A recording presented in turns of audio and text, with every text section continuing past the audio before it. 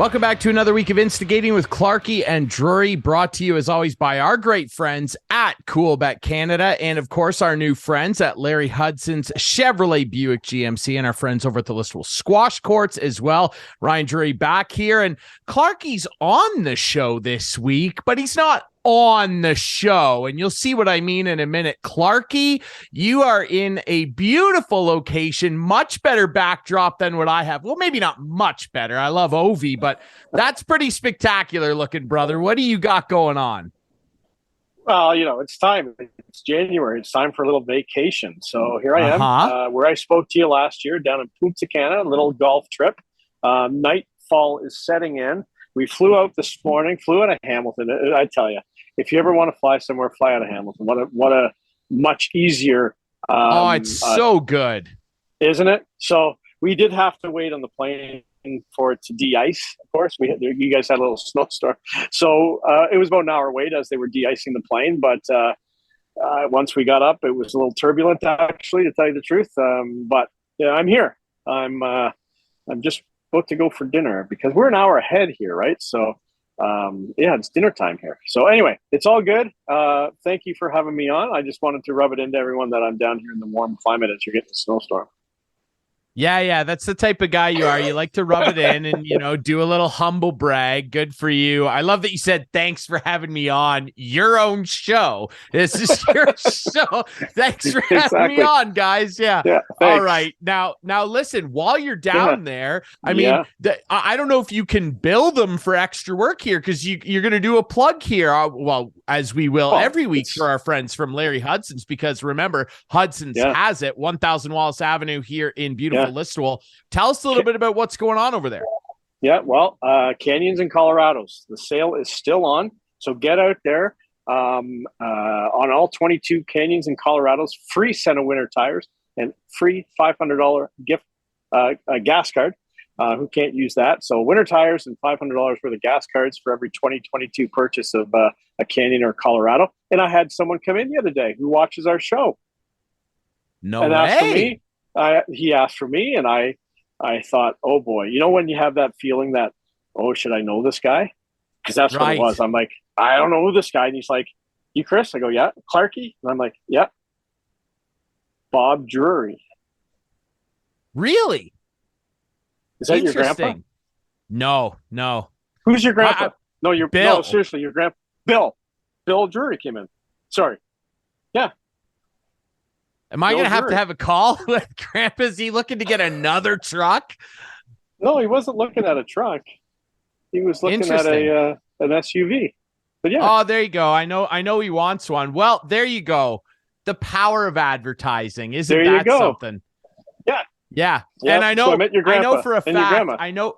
Well, there you go. Lovely people. Graham and Grandpa, I know they watch the show, and that's not even YouTube. They're not really YouTube people, although I did show Grandpa how to find his Johnny Cash live on there. He was very excited about that. I know they watched this on Whiteman.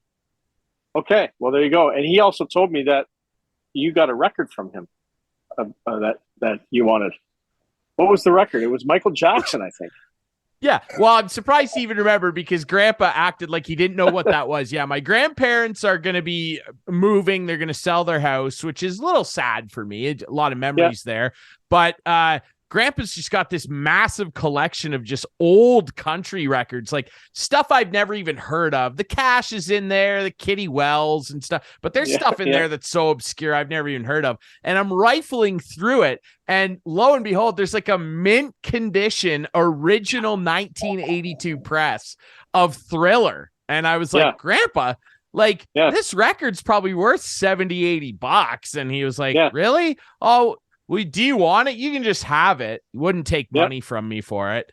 And I went home and spun it, and it sounds pristine. Just like the pristine service that you will receive, and it'll be a thriller for you when you go to our friends at Larry Hudson's, right, Chris? Exactly. So it's all good, and thanks, Bill. I'm sorry, Bill.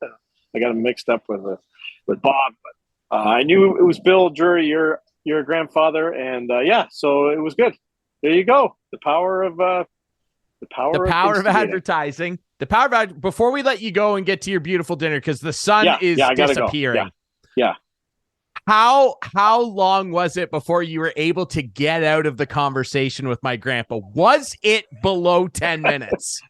Oh, no. He was there probably half an hour. We went for a little test drive. Oh, no. It was good. It was a nice little conversation. It was very nice to meet him. It was very nice. Well, if you ever wondered, Chris, where I got my gift of gab, your question was answered. Exactly. Grandpa's the best. Graham and Grandpa are the best. And so are our friends at Larry Hudson's. All right, we're going to take a quick break. When we come back, we got two great guests on the show this week. From Palmerston, Leah Herrfort, who was on the gold medal winning team for Team Canada at the University Winter Games in Lake Placid. She was a teammate of our recent guest, Hannah Tate. And then we will have another local sports legend, a former Listowel Cyclones superstar, Caleb Cameron, who set a pretty impressive record playing pro hockey down in the States. He will join us as well, and we'll be talking about that, his hockey career, and of course, he and Clarkie's Maple Leafs. I can never avoid it. There's too many Leaf fans around here. One day I'm going to do an all-capital show, Clarkie. Enjoy Punta Cana, my friend. Thank you. Thank you very much. We'll see you next week. I'll talk to you from the beach next week, maybe. Yes, let's do that. We'll be back in a minute with more Instigating.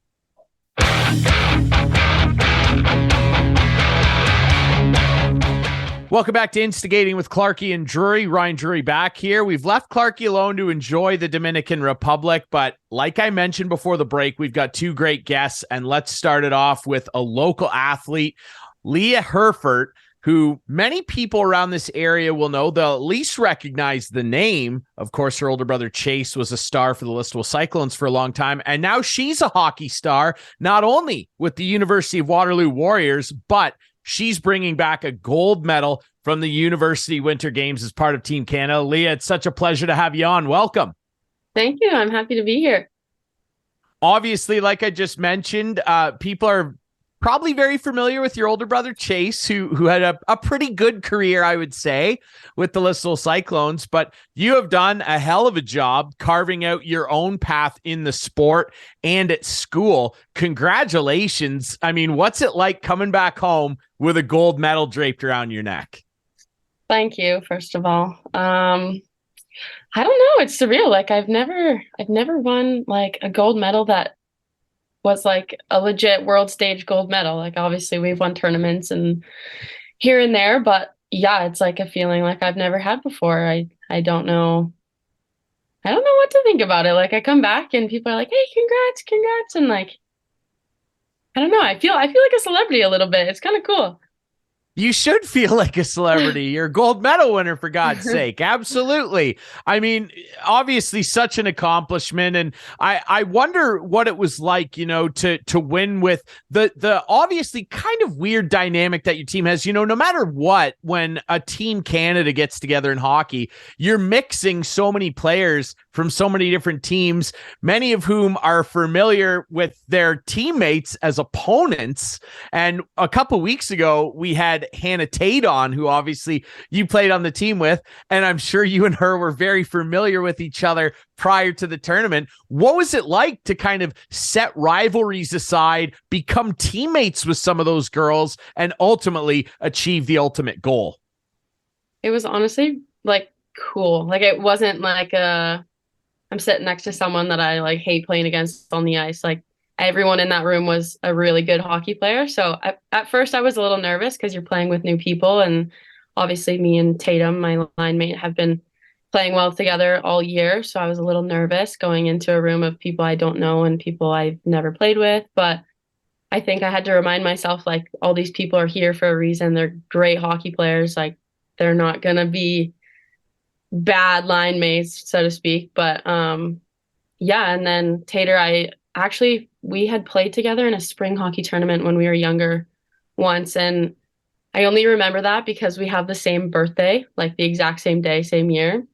And we celebrated it in Beantown in Boston at a tournament. We just threw together a team, or I was put on a team with her or something like that. But I knew of her. And then obviously we played against each other growing up in London when I was in Saugeen, and then at Guelph again. And obviously she's a great player. So you know who she is on the ice. And it was cool to, like, she was actually my roommate in Lake Placid. So we got to know each other pretty well. And I think it's cool because now we're pretty good friends and I'll see her on the ice I mean, I don't think we play Guelph. Yeah, I don't think we play them again this season, but playoffs come around, maybe I'll have a friend on the other team. Yeah, it's just, I've always found it such a fascinating dynamic having to go from being competitors to suddenly you're on a team with a bunch of people that you're competing against in a different league or group, if you will, and then now you're all pulling on the same rope, if you will. What was your experience like in Lake Placid? I know when we talked to Hannah, she was really excited about going. Obviously, it's the site of one of the most historic hockey happenings ever, if you will, the Miracle on Ice, of course. And it's a special place for American hockey fans. And I'm sure that you broke some American hearts down there with your guys' performance, and we're excited about that. What was your experience like down there, just going to the town, the setting, competing for your country down there? What was the whole experience like? It was surreal. Like, we started in Potsdam, like that's where we played our preliminary rounds, and that was just like at the university, so it was what we were used to, kind of thing. And then the last, like the semis, and we visited for a day before the semis, but for the semis and finals we were at the big, like, Lake Placid, the Olympic Stadium. Like, it was a big deal. But like the downtown area was so cool, and like they had like s'mores you could just roast on a open fire, like on the road. Like, it was like live music. It was surreal. Like, we went and spent the entire day, and I probably could have spent 4 more days there. It was so cool. And then also, like, the people there too were just so excited, and if they saw you wearing a Canada sweater or like a jacket or something, they came up to you and it was like, oh my goodness, your team Canada, can I get a picture with you? Like, I've never felt cooler in my life, honestly. These people like just loved it, and everyone was so nice. And yeah, no, I have nothing bad to say about it. It was so fun. The full celebrity treatment, like you said. I mean, you deserve it. You're a gold medal winner. What was that like coming back to school? Obviously now, you go back to University of Waterloo. Not only is it cool for some of your teammates you're returning to, but just the campus in general. What's it like walking around a Canadian university campus as a gold medal winner? It's cool. Like, I actually was walking to office hours to meet with my professor like yesterday or 2 days ago. And on my way, I like something caught my eye, looked over, and like my one of my action shots is on the front cover of our like newspaper here at school. And I didn't even know that we had those sitting around, but I looked over, I'm like, oh hey, there's me. And I don't know, that was cool. I picked one up and I brought it home for mom. But like, yeah, it's cool.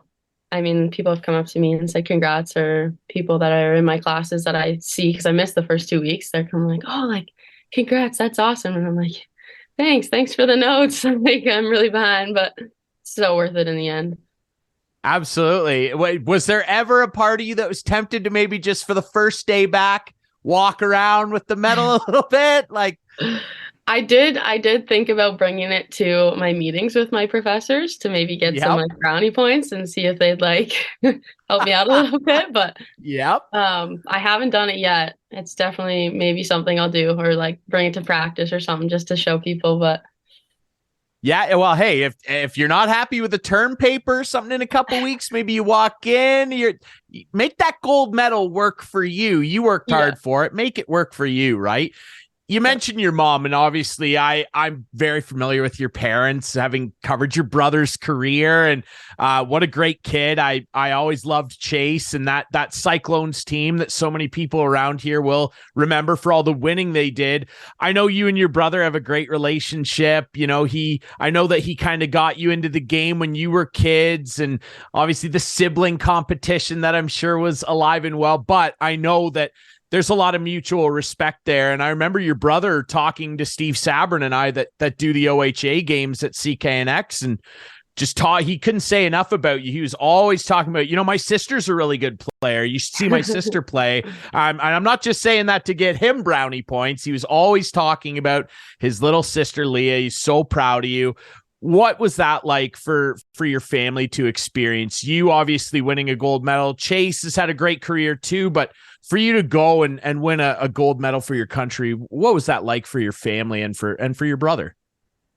It was cool, honestly. Like, when we did like a little jersey ceremony in our room, it was just our team, and they basically hand you your jersey, you put it on for the first time, like, and that's a cool feeling. But the first thing I did when I got my jersey is I took a picture of my phone and sent it to my brother because I thought he would like it. Yeah. With my name on the back, and I don't know, it was a cool like moment there. But then yeah, then my parents showed up for the first 2 games, and just like coming out of the room, the smiles on their faces were like, I mean, obviously we won, but like they were just so happy to be there and happy that I had finally like made it and spent a lot of my time working towards something like this. And then for them to be there and watch me do it was cool. Yeah. Yeah, I'm sure a very humbling experience for yourself and for them, of course. I'm sure that they're extremely proud, and they should be. I do wonder as well, obviously it's an interesting dynamic, you guys all becoming teammates and being familiar with the players on the team from other rivalries. And, I kind of jokingly mentioned the sibling rivalry that I'm sure at times throughout your lives, you and Chase was alive and well, both of you being high level athletes. What was that dynamic like growing up? Because, and I'm sure you being the younger one, you wanted to get one up on your older brother. Were there some fierce stick slashing battles in the driveway or the basement growing up? Honestly, like we got into our fair share of fights, but it was nothing serious. And my dad always said, he's like, your brother's good to you. Like he's not as bad as like a lot of brothers can be. And I was like, oh, okay. But no, a lot of what I know about the game and about like work ethic and just like, obviously he's my older brother. He beat me in a lot of things, and it was like a rare occurrence if I beat him in something, but it never stopped me from trying. And I think that's where I get my like drive and love for the game too, because I just wanted to spend time with him, and like that's what he was doing, so that's what I'm doing. And yeah, I mean, like my compete for sure comes from always trying to beat him at something. But yeah, he's an incredible athlete, so it was nearly impossible. But obviously he's still involved in the game, playing senior, and as I've mentioned a couple times now, it was so exciting to cover his junior hockey career and playing with the Cyclones. And it always kind of struck me, and you have this too, obviously, that clutch gene.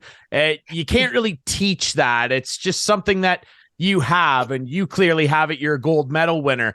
But it always struck me, and, Steve and I have laughed with this, about this over the years, and including with your parents and Chase as well. It always seemed funny, when the Listowel Cyclones really needed a goal, it always seemed like he was the one to get it. He scored an awful lot of OT winners, game winners.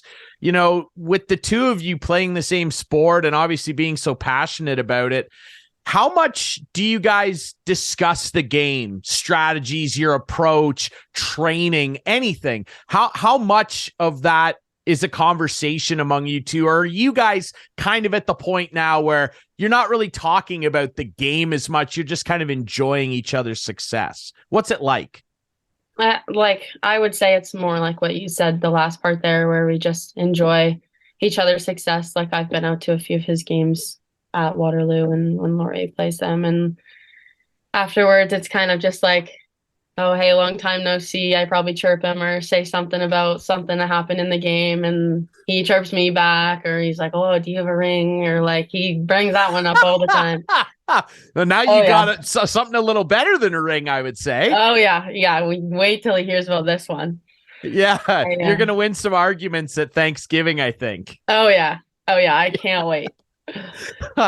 That's funny. I love it. And yeah, it's just, you're interesting in that. Yeah, it's so cool, the level that you've achieved, but also having a sibling that's doing the same thing. Like, it's just it must just be such a cool dynamic. And I'm sure that growing up, as you guys were honing your craft, there probably were some conversations between the two of you of, hey, you should try a different curve or tape your stick like this. Like, how much of that happened as you guys were kind of growing up? And I'm sure your parents were involved too. Oh yeah, like my dad was my coach growing up for a lot of years. So I mean, there's obviously a lot of him telling me, do this or do that or practice this, practice that, whatever. But I think with Chase, it was more I just watched what he did and then tried to do it like exactly the way he did it or the way he taped his stick. I was like, I'm gonna do that. Like, and then I'd tape my stick like that. And it was just like a monkey see, monkey do. But I think that happens in a lot of sibling relationships. But yeah, his success definitely played a part in mine in that sense. So I see him doing great things and I see him being a clutch player or whatever you want to call it. Like I look up to that obviously, and I think that plays a big part in my game. Now, I know obviously for any athlete and, much like myself in my media career, there's people you watch outside of, your siblings, if you're lucky to have siblings that are playing or whatever, that inspire you as well. And I know that you're a big fan, and who isn't a big fan of Marie-Philippe Poulin, MPP? She's creeping up on Wickenheiser. I don't know where you maybe sit on that. Wick's the GOAT, but MPP she's on her tail right now. What is it about the way that she plays the game that inspires you? I was actually going to bring her up when you mentioned like the clutch gene, because that's one player I can think of off the top of my head that like will always score in like the final game or Canada needs a goal. She's scoring. Like every time I think of, she's got a goal in the final or a game that we need a goal in. And I think that's really cool that on such a big stage and in a big game like that, she still rises to the occasion and can help her team win. And I think that's the cool, like if I want to be known as a player, like that's how I want to be known. So yeah, like watching her growing up, I mean, it's a no-brainer. Like that's how I want to be. So she's a really great role model for me, and not only just me, but a lot of young like athletes watching. But I completely agree. Not a bad example to try and follow. Yeah, she's got the record for most game winners at the Olympics and the World Championships. I mean, that's nothing to sniff at, right? That's why I think she's probably creeping up into that GOAT territory. Wick, we could argue about that all day because they're both sensational people and players. As you look forward, I know you're at Waterloo and you're studying economics, if I'm not mistaken. You're studying economics, which is a good field to get into. As you look forward, what do you want to do with the game? Where do you want to take it from here? What are your dreams and goals with hockey beyond your current status as a gold medal winner, but also playing for Waterloo? Where do you want to go next? Well, I mean, obviously, I don't know if you've heard, but we're hosting nationals in 2025, and that's in 2 years. So I will have eligibility for that. Still deciding if I'm going to stay, but like as of right now, I'm probably going to stay. But then after that, like hopefully go out with a bang. But hopefully like pro hockey would be cool. I know some girls that have gone to like Europe even, or it's not called the NWHL anymore. What's it called? The PHF. PHF, yeah, that one. Or like the PWHPA, like any of those leagues that would be really cool to play for and stay in the game. If not though, like if that doesn't work out, which it doesn't always, but I definitely want to stay in the game, whether that's coaching or running camps, or especially locally, like in Palmerston or Listowel or like those areas, because girls hockey just doesn't really even exist there. Like you got to travel if you want to play girls hockey. And I think that can be changed and that can be moved forward. And girls like me who have gone on and done things in their like in hockey can start those and develop the game. Like I would have loved if someone older than me had done that for me growing up. I mean, I was the only girl on my team of boys, and like a lot of the girls I play with now, but it doesn't have to be that way if the game is grown by other strong females in the sport. I think it's really cool, your answer there, because, you're a young athlete. You got a lot of runway ahead of you in terms of competitive games and competing at a high level. I think it's cool that you have the wherewithal to kind of look forward and say, I'd like to give back and expand the game where I come from, or just in general. I think that is that's a very mature answer, Leah. That's, that's something to be proud of. It's one thing to be a gold medal winner, but I mean, to have the kind of wherewithal to want to give back at such a young age, that is very commendable, I must say. Thank you. I mean, I say give back, but like when's the last time you saw a female coach in like minor hockey and for like a boys team or something like that? Like think about how like young girls would look at that and think, oh, like that's like possible. I can do that, or that's a thing. Like, because right now, I mean, it's not, and I'd like to change that eventually. But yeah, stuff Absolutely. like that. Well, yeah, let's change that. And I mean, there are doors starting to open up as they should, and as they should have a long time ago. I mean, you look at, I'm sure you're aware, Cami Granado working for the Canucks, and Wick working for the Maple Leafs as a development coach. Barb Underhill, the greatest skating coach of all time, also doing lots of work with the Leafs and many other NHL teams. Why not? There are a lot of doors left to kick down, and I think that with that gold medal draped proudly around your neck, why can't you kick a couple down as well? Mm-hmm. I think that'd be really, really cool. Being also in economics, there's doors that like there's a lot of doors that would be open in like the sports field. I'm actually taking a course right now called Economics of Sport. And it's kind of like I'm interested in it, and like there's a lot of jobs that you probably don't even know about within the sports industry that involve like stats and like regressions and basically just like the stats side of the game. And I never really considered it until I've like taken this course, but it's been cool to learn a little bit about it. So, I mean, there's always that alley as well. Absolutely. Leah Herrfort, future general manager, perhaps? I don't know if I go that far. You never know. Why not? You could be the first one. Why not? Leah, this has been such a fun interview, and it's great for me, on my level personally, to kind of be able to talk to you, because I heard your brother talking about you for years, and it's great to see that you've been having success, and obviously the ultimate success. Congratulations again on winning a gold medal for our country. We're so proud of you, and congratulations. Like, that's just so great. We really appreciate you giving us some of your time. Oh, thank you. Thank you for having me on. It was an absolute pleasure. Yeah, this won't be the last time. We would love to have you back on again. Maybe we get you and Chase to have a sit down interview. You can break down some game tape for us, and no, try and teach us something about the game. Clarky could use a couple lessons. Maybe you guys could teach him. That would be something. I'll see what I can do. Maybe I'll shoot him a text and we'll see. Absolutely. He's probably sick of hearing from me after all these years. Oh, goodness. All right. Leah Herrfort, gold medal winner with Team Canada at the University Winter Games, and of course playing with the University of Waterloo Warriors. We'll take a quick break. When we come back, former Listowel Cyclone Caleb Cameron will join us. He just broke a pretty cool record playing in the Southern Professional Hockey League. We'll talk to Caleb next here on Instigating.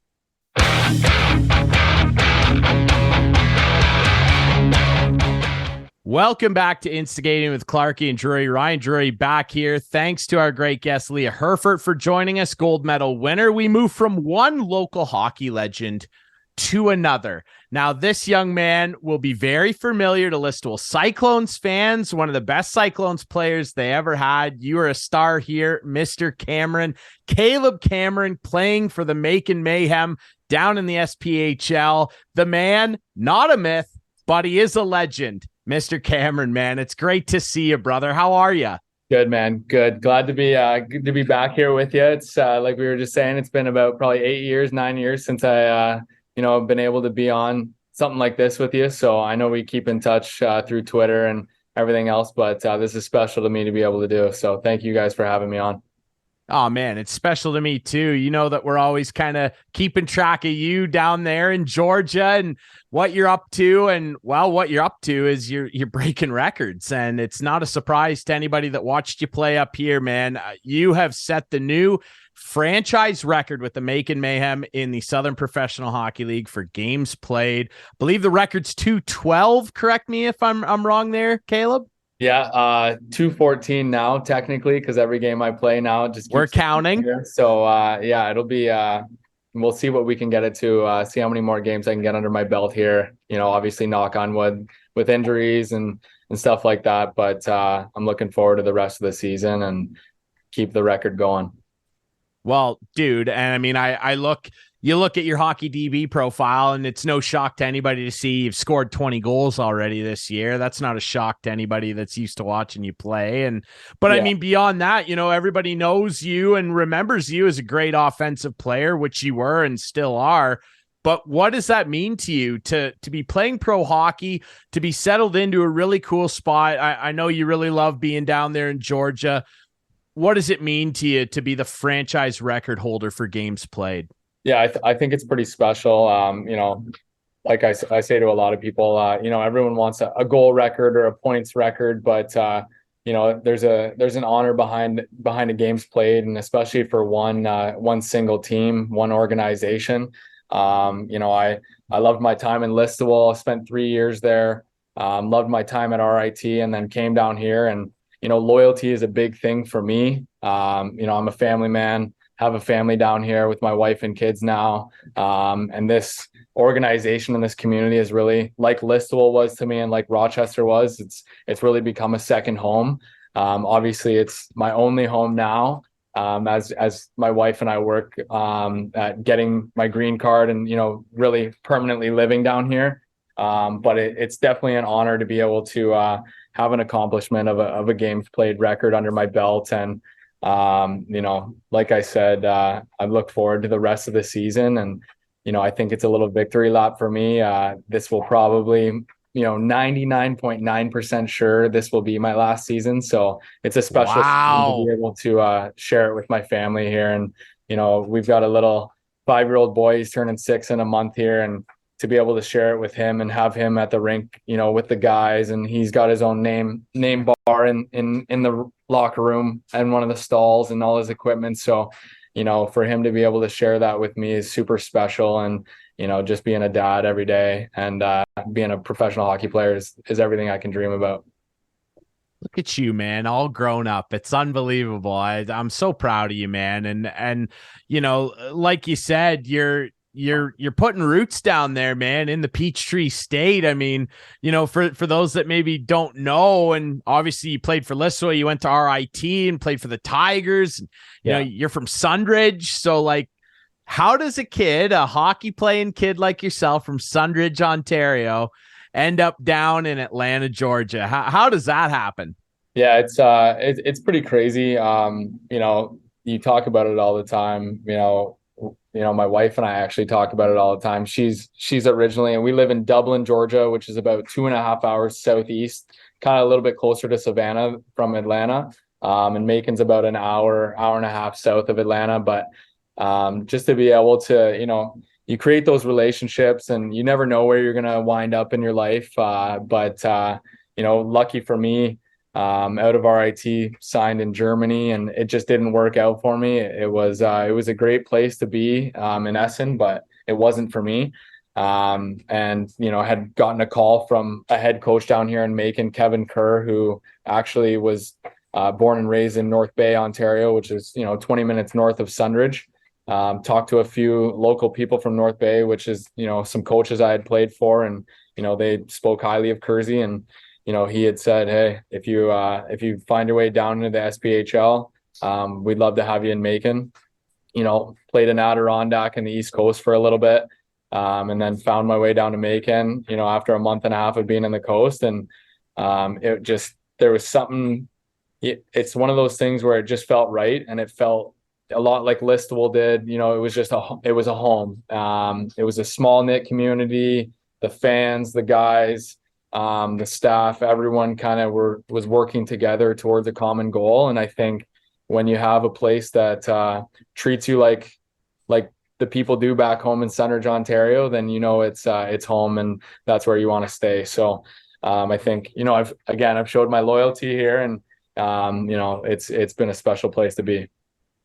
Well, I'm glad to hear that. And like Cameron, like you said, you've been playing this game a long time. And, if this ends up being the last season, as you're maybe still kind of weighing the pros and cons of that and considering it, I know you said 99.9%. So, yeah, the old Dumb and Dumber line, you're telling me there's a chance. But as you maybe start to settle into that mindset a little more as the season goes on, have you allowed yourself to kind of start to look back over your career and all the crazy cool things you've been able to do and say, wow, you know, like what a journey this has been that this game has taken me on.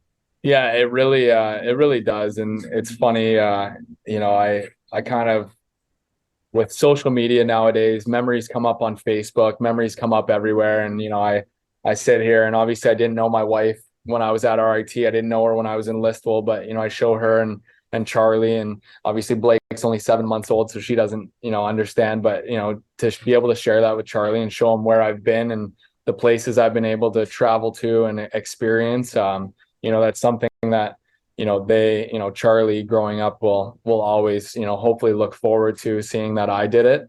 Yeah, I mean, you know, to talking with family and all the memories, you know, I always go back to, you know, to Listowel, and I tell everyone this, but the first time I ever, my mom was driving me to Listowel across 23, Highway 9 and 23 through, you know, Palmerston and everything like that.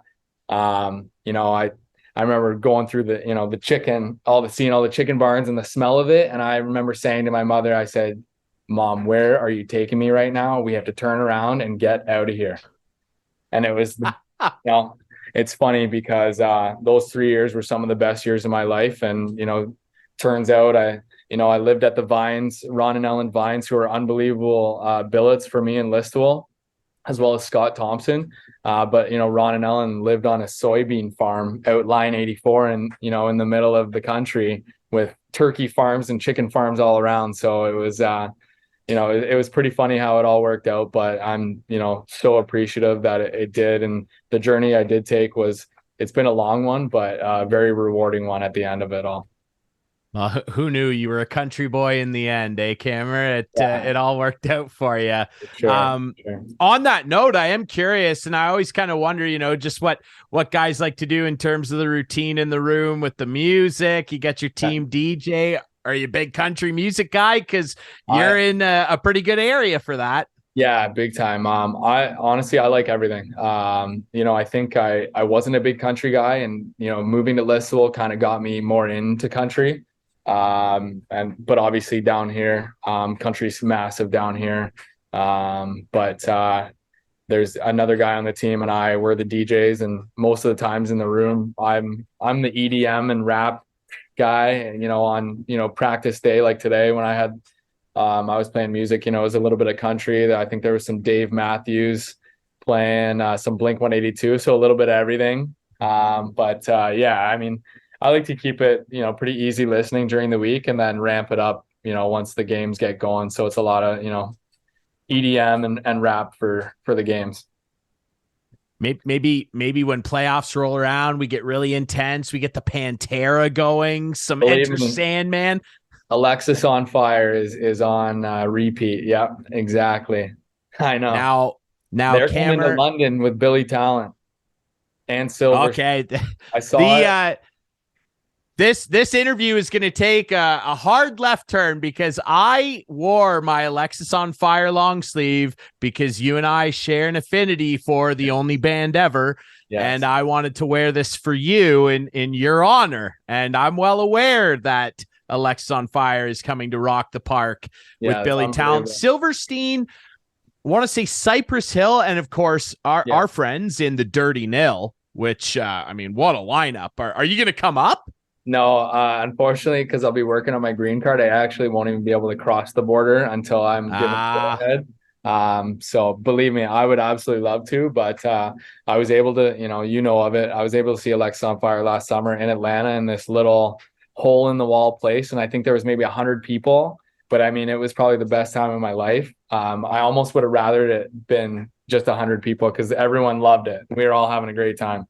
So I think that that's true of, you know, kind of a lot of the bands. You know, you obviously know I grew up playing in hardcore bands and everything. It's a very tight scene, very, very much like the hockey world. It's a small one. And when you see a band like that and you can do it in such a small, intimate place, it almost kind of is a little more special. You feel like you're one of the gang, you know? Oh, right there. I mean, we were, you know, right at the front row there. And I mean, I could have played with Dallas Green's beard, So it was pretty cool. It was pretty cool.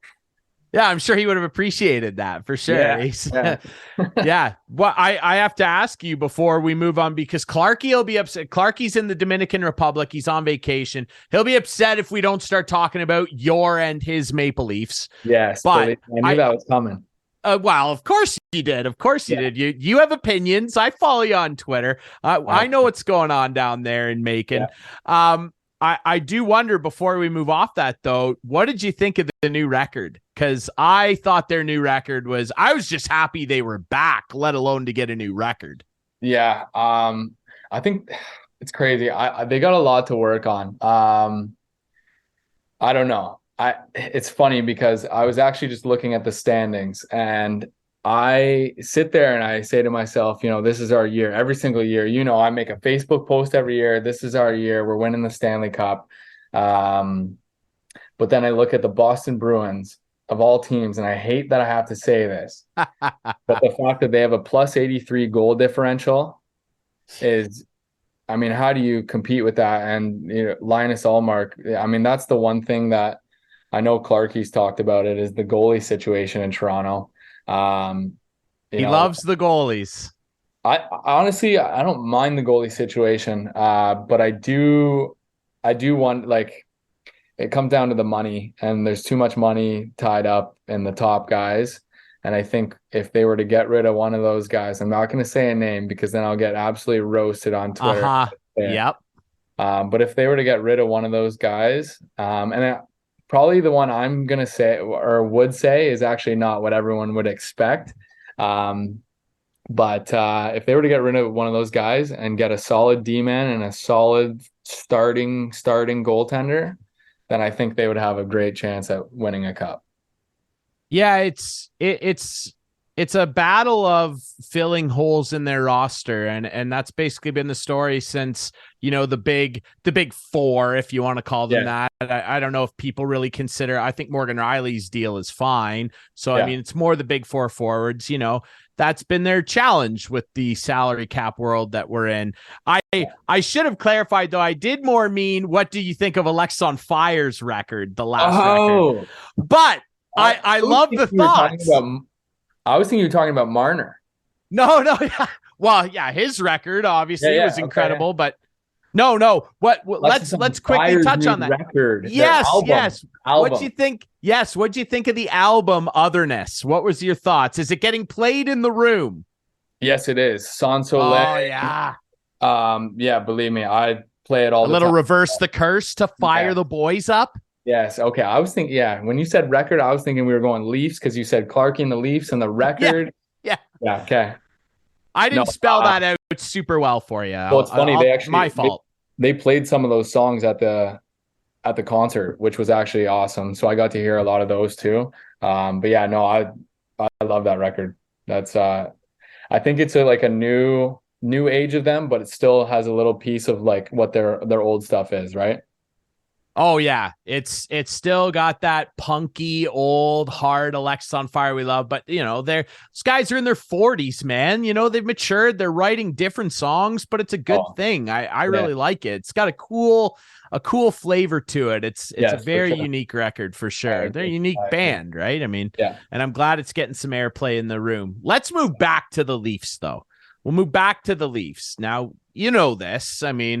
We have all of our friends on here, Dark Guy, Dave Poulin, everybody coming on here to chat about the Leafs. Yeah. Overall, what are your thoughts on how they're playing right now? Because, there's still some questions with the goalies. Samsonov's great at home, bad on the road, Murray the opposite. But overall, it seems like it's at a good enough level that they could win consistently with them. But the team overall, what do you think of how they've played so far this year? I don't know that there's much to complain about. They're third.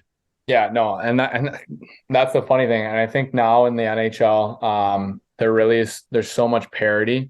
Other than a few teams, obviously, there's a few Anaheim, Arizona, Ottawa, but even Ottawa, you see the potential that they have. They're a Buffalo Sabres of about 3 years ago is how I look at them. Give them a few more years together to gel, and you put I don't know if Cam Talbot's the goalie to do the things that they need to do, but you know, you never know, right? They could be the next Buffalo Sabres in 2 or 3 years. But I think I just look at, you know, the way the playoffs are set up every year, the Leafs, whether they finish, I don't think they can. Hopefully they could get a first place in the Atlantic, but I don't see it happening with the Bruins and Tampa, like the teams you have to compete with. And then the first round, who are we seeing? We're seeing Tampa or the Bruins. It doesn't. Do you hate that? Like, because we've talked a lot, you'll know, watching the show, and complained a lot with many people over the playoff format. I'm so sick of it. I can't stand it. I just don't like it because you're seeing the same teams every year. There's no, like, it's boring. There's no juggling it up. You know, and it's the same. Being a Leafs fan, obviously, you know, since I was born, it's the same song and dance. You know, I know everyone says, "Oh, you're saying we," because yes, this is we. I've been dealing with this. I do it too, brother. We all do it. We all do it. But it's one of those things where, I mean, how do you compete with a Boston Bruins that has guys that have been there since the dawn of time together? You know, the Bergeron, the Pasternak, Marchand, you know, McAvoy was basically brought up into it. How do you compete with that? And then you look at Tampa Bay with Stammer, Kucherov, Hedman.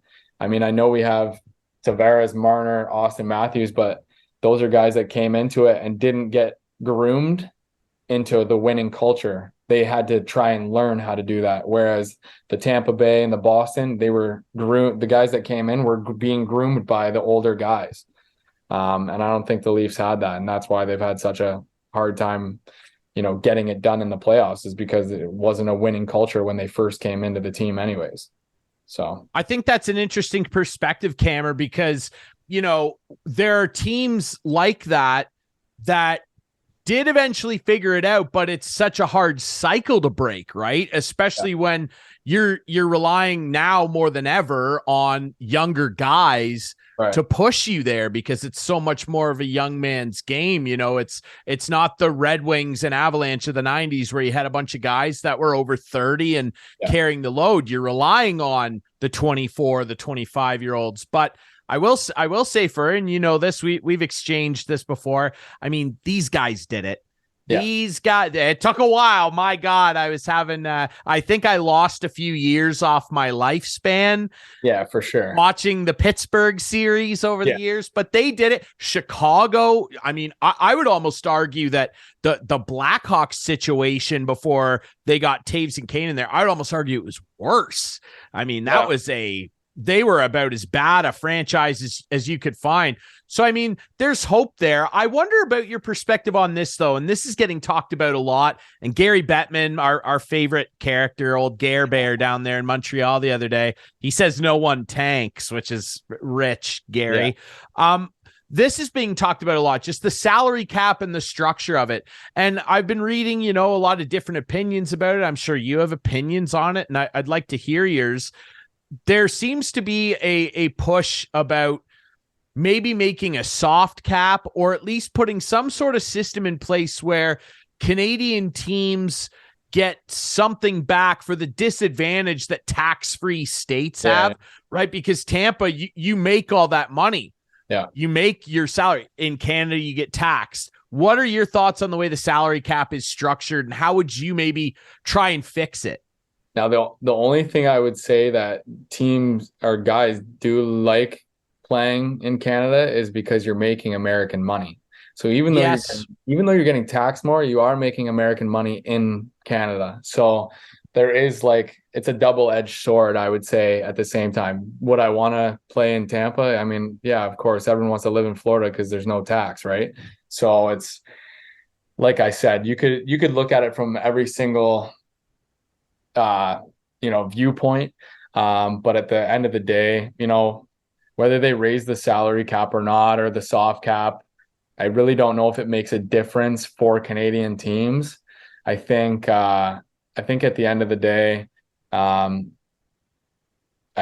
think some of the markets are doomed no matter what. Yeah. You look at Edmonton, and I'll say it right now. I think McDavid's out. Really? Yeah. Wow. And I don't know, like, I just the way I look at it, and it's like the winning culture, like I just brought up with the Leafs, is no one was there to really groom McDavid and those young guys into a winning culture. They came into an absolute mess, and they basically were given, here, you gotta get us out of this. I mean, that's a lot of pressure. I mean, he's at the age now where, yeah, hopefully he can get them out of it, but is it too late? I don't know. So yeah, it's a tough I have a situation for feeling, sure. I have a feeling like, I mean, McDavid's in a situation like Gretzky was. Does he go down to, California and go to Anaheim and turn things around down there and make millions and millions of dollars and get out of Edmonton? Like, I don't know. It's hard to say. I know. Oh yeah, it is interesting. And I mean, they go to the Western Conference final last year, and some people do wonder, and maybe still wonder, was that as far as he could, he and Leon could push them? I don't know. I'm not a giant fan of their decor. And I mean, I maybe look at the Leafs and say the same type of thing. But there's no, the nice thing about it, I'll say for you as a Leafs fan, is there's no perfect system that many different kinds of teams can win, right? Pittsburgh played different than Washington did, and Chicago, St. Louis, a little more old school, so there's no perfect system. But I genuinely do hope, and I mean it when I tell Clarky, I do hope they win for you guys someday. I do want to know one last thing, because I know you're a lifelong Leaf fan, you're diehard. When the Caps finally won, I was very overcome with emotion. I actually had to work that night, and our friend, of course, Steve Sabourin, God bless him, he let me watch the game during the provincial election. Yeah. We were working in the newsroom that night, and my news co-hosts, God bless them, they had to put up with my yelling and screaming. Yeah. And the first person I called was my mom, because my mom jumped on with me. She loved Braden Holtby, and she's a goalie lover like Clarky. She was the first person I called. Leafs win the cup this year. Yeah. After you calm down a bit, you get on the phone. Who's the first person you're calling? Well, my wife's going to be beside me, so I'm not calling her. So I have to say that, because if she hears me say I'm not calling her, then she's going to lose it, right? That's good. I would be calling my dad. Awesome. Yeah, for sure. I think, it's funny. He grew up in Ottawa and was a huge Habs fan. And when him and my mom started dating, my mom's uncle was on the board of directors for the Leafs when they were in Maple Leaf Gardens. They had box seats. Wow. And they basically told my dad, if you want to date Julie, you better become a Leafs fan. And to this day, it's hilarious. He's actually a diehard Leafs fan now. So he's the one sitting there swearing at the TV every night during the Leafs games. He can't stand Nylander. I mean, I actually love Nylander. He can't stand Nylander. He's ready to pull the plug on Nylander and ship him off back to Sweden. But that would be the guy I call. I think, it's funny. You say you were ton of emotion. It's amazing. Just the simplest little things with that team. I mean, I teared up when Matthews was drafted. Like, that's how crazy it is. So if they were to win the cup, I'd be a basket case. But I tell everyone, I rescued a dog down here about 4 or 5 years ago, and I named him Stanley Cup. And that's because if the Leafs at least I had my Stanley Cup. Geez, how special is that? That's it's amazing. The game, even as a fan, the relationships you keep and how special it is, especially among fathers and sons, mothers, daughters. It's that Leaf fandom, people like to tease them, and I give Clarky a fair ribbing on this show. Yeah. But one thing you can never say is that the Leafs Nation is not diehard and ready to ride till the end. And I will say for your dad, who I'm sure will watch this, Bill Nye, the wrist shot guy, he's having a hell of a year. No complaining about Bill Nye. Yes, I tell him I'll send him a text every now and then, or FaceTime and be like, "Did you see that goal?" That's why All-star snub. All-star snub. Come on here. For sure. Awesome.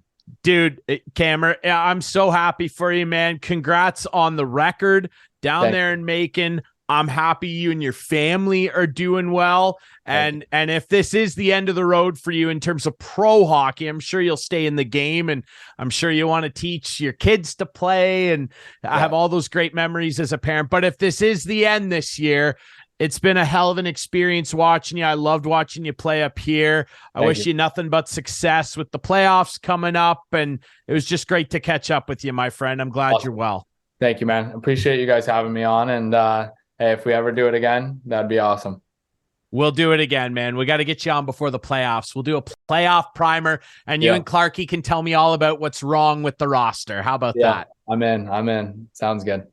I love it, man. All right. Thanks to our guests this week, Caleb Cameron of the Macon Mayhem, and of course, Leah Herrfort, gold medal winner with Team Canada. That's our show for this week. Remember, you can watch the show Friday nights at 8, Sunday nights at 9 with our friends on Whiteman TV. That's channel 6 for Whiteman subscribers. We debut on our YouTube channel Friday nights at 9. Follow us on social media at Instigating Pod, and catch us on all the best podcast networks. Thanks to our great sponsors, Coolbet Canada, the Listowel Squash Courts, and Larry Hudson's Chevy Buick GMC on 1000 Wallace Avenue here in Listowel. I'm Ryan Drury for Clarky down in sunny Dominican Republic.